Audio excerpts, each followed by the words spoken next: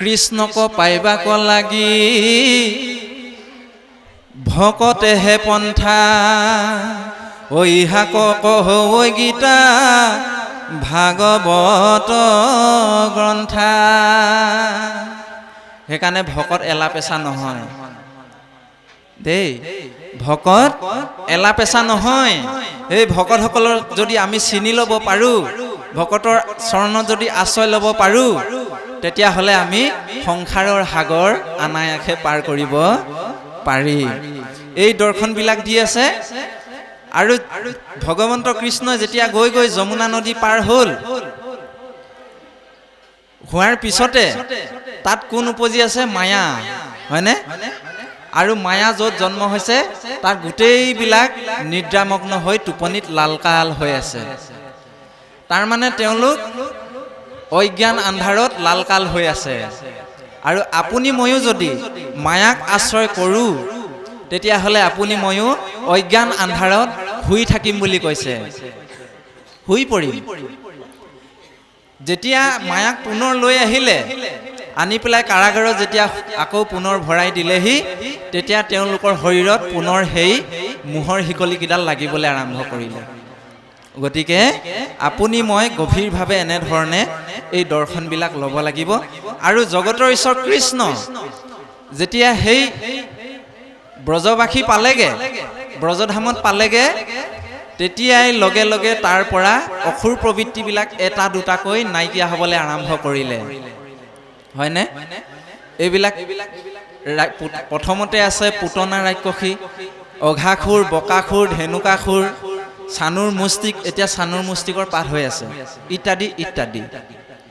তাৰমানে জগতৰ ঈশ্বৰ কৃষ্ণৰ ভক্তি যদি ৰাখিব পাৰোঁ, হৃদয়ত যদি ধাৰণ কৰিব পাৰোঁ, তেতিয়াহ'লে এই অসুৰৰূপী মায়াবিলাক আপোনাৰ মোৰ দেহৰ পৰাও এটি এটিকৈ নাইকিয়া হ'বলৈ আৰম্ভ কৰিব। সেইকাৰণে ঘোষাত মাধৱ গুৰুজনাই লিখিছে যে কি? কৰ্ণপথে ভকতৰ হিয়াত প্ৰৱেশী হৰি। কোন সোমাব? হৰি সোমাব বুলি কৈছে। দুৰ্বাসনা হৰে সমস্তৰ। এই বেয়া অসুৰ প্ৰবৃত্তিবিলাক, কুৰ্চুত কপট দম্ভ দস্যবিলাক লাহে লাহে হৰণ কৰিবলৈ আৰম্ভ কৰিব। উদাহৰণটো দিছে, যেহেন হৰত কালে জলৰ যতে কমল, স্বভাৱতে নিৰ্মল কৰয়। বাৰিষাৰ ঘোধা পানী টুপি ফিল্টাৰ নকৰাকৈ যেনেকৈ ফটফটীয়া হৈ পৰে, ঠিক তেনেকে ধৰণে ভগৱন্তৰ নাম ভকতৰ সংগত শ্ৰৱণ কৰোঁতে কৰোঁতে কৰোঁতে কৰোঁতে কৰোঁতে কৰোঁতে হৃদয়ত মথন হৈ হৈ বেয়া বস্তুবিলাক ওলাই ওলাই ওলাই ওলাই এনেকুৱা নিৰ্মল আৰু পবিত্ৰ হৈ পৰিব, সেই শৰৎকালৰ পানীটুপিৰ লগত আপোনাৰ মোৰ হৃদয়খন তুলনা কৰিছে। চাওকচোন বাৰু। সেইকাৰণে ভগৱন্তৰ অন্য এটা নাম হৰি। তেওঁ সমস্ত দুৰ্বাসনা হৰণ কৰি লৈ যাব পাৰে, সেইকাৰণে তেওঁৰ নাম হৰি।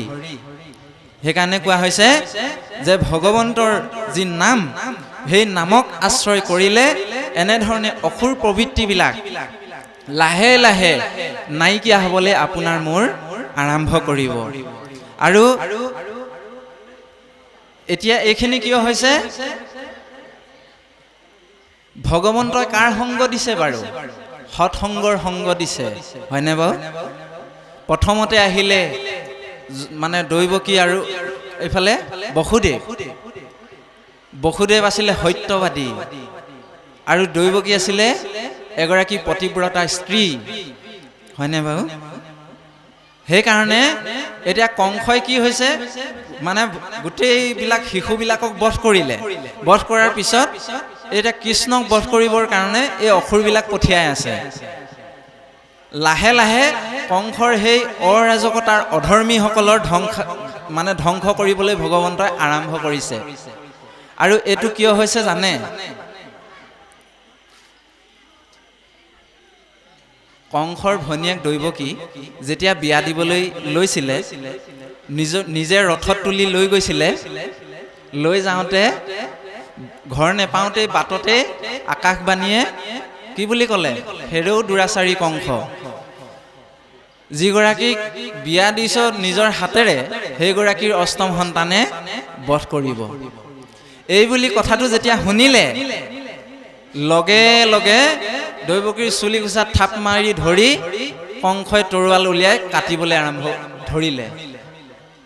আৰু যেতিয়াই দৈৱকী আইৰ চুলি কোচাত থাপ মাৰি ধৰিলে, লগে লগে কংসৰ সমস্ত পুণ্য সেইখিনিতে নাইকিয়া হৈ গুচি গ'ল।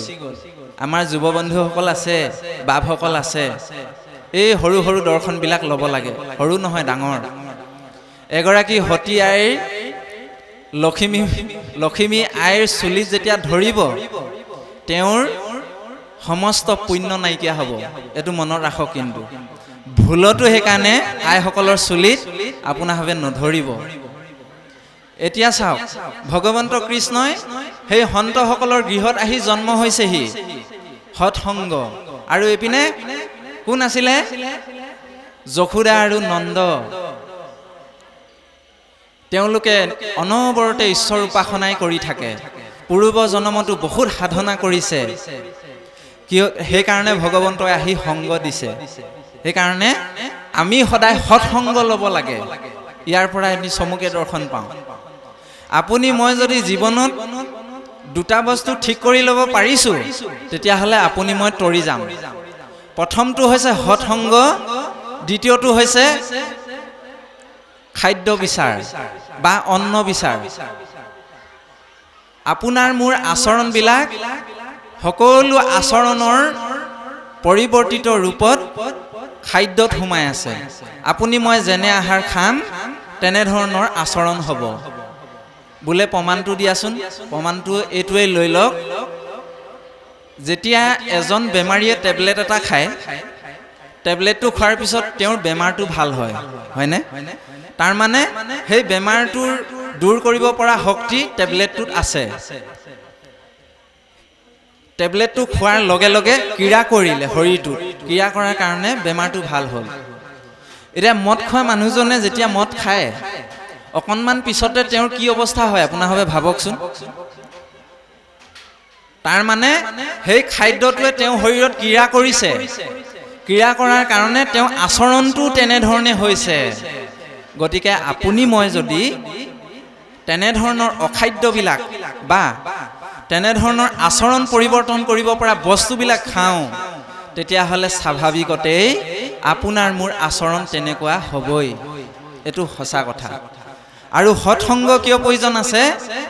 এটা বৰ সুন্দৰ কাহিনী আছে, আমি আপোনালোকৰ আগত প্ৰকাশ কৰিম। পাঠখন এই দুলৰী চন্দ্ৰভাগী অকণমান পাঠ হৈ লওক।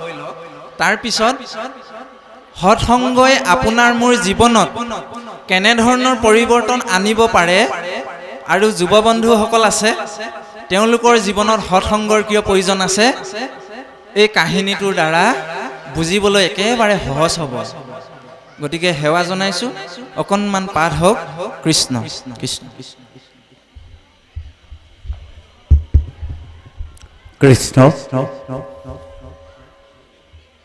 হে ৰাম,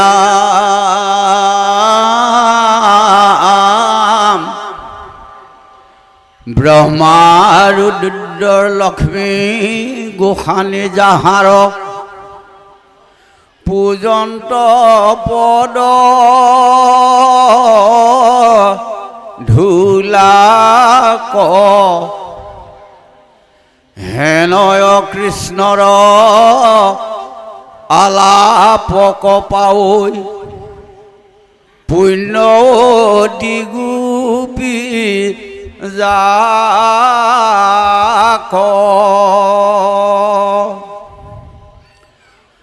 ৰাম নিত্য নূতন ৰূপ সম্পত্তিক